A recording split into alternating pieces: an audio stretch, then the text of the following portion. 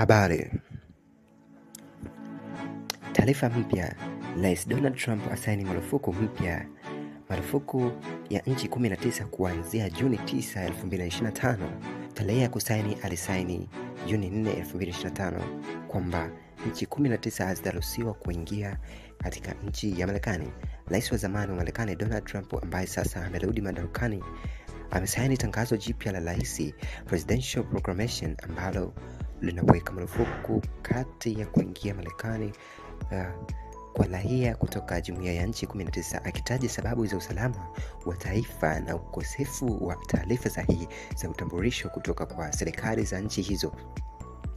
Nchi alizozuia ni miongoni mwa nchi 12 ambazo ni Afghanistan, Myanmar, Chad, Jamhuri ya Kidemokrasia ya Kongo, Equatorial Guinea, Eritrea, Haiti, Iran, Libya, Somalia, Sudani.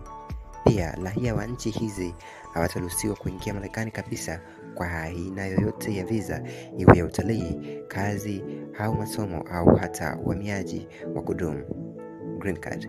Marufuku ya sehemu nchi 7 zenye vizuizi vya kati ni nchi ambazo zifuatavyo. Hizi zina vizuizi vya kati kama Burundi, Cuba, Laos, Sierra, Togo, Turkmenistan. Kwa hiyo nchi nyingi zilizozuiliwa ni nchi kutoka Afrika inasababishwa na vita.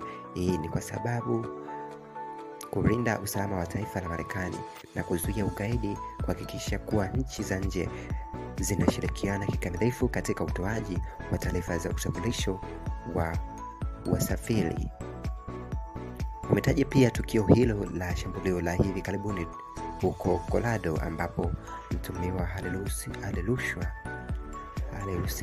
na uhusiano wa kimataifa wa kisheria Misri, ingawa Misri haijajumuishwa kwenye orodha.